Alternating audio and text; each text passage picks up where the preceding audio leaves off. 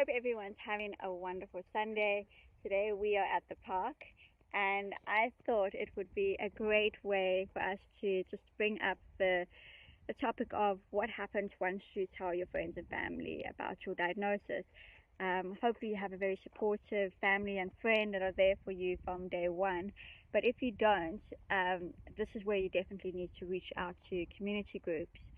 Um, but I find it often that once you've told your friends and family, it's very similar to like the topic of death. You acknowledge it, you say I'm like sorry, and people move on. They don't keep wanting to bring up the discussion, and it sometimes feels awkward for you to say, oh, things are hard or things are difficult because it's you kind of don't want to bring up a negative conversation. So what I've done this time round is that my mom has recently been diagnosed with an autoimmune. So I prepared a pack for her. So for her closest friends and family, they received a little what you need to know pack, and it had everything about her pain scale.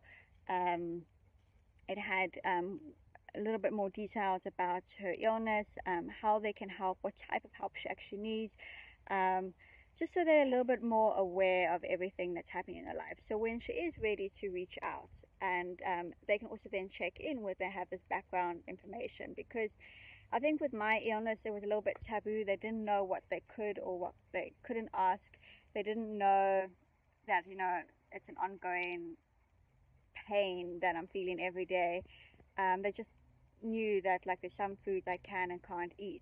So I think this way, if you're going through this now and have recently been diagnosed, if you feel safe enough to share some information with your friends and family, just so they have some background context, because when you first tell them, they haven't properly absorbed everything. They just know like, okay, this is something serious. Okay, I need to pay attention. But very quickly, they don't know how to bring it up again, or think that you are better because you don't know how to bring it up.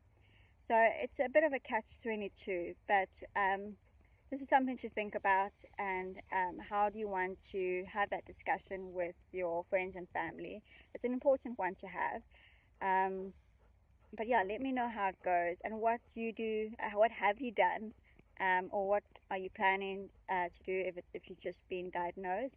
But I think the important thing is to keep that communication going, make sure it's transparent, that everyone knows what you're actually going through in a non-upfrontal way, so they can choose whether or not to read everything you need to know pack. But yeah, I think it's just I sometimes it gets lonely when I've spoken to a lot of my friends who also have autoimmune, is that and I've purely made these friends through other like meeting them in hospitals and everything. And it is a very isolating thing. So besides talking to other people that have similar illnesses, um, you need to be able to have that discussion with your friends, because it is a big part of your life. It's going to be your life.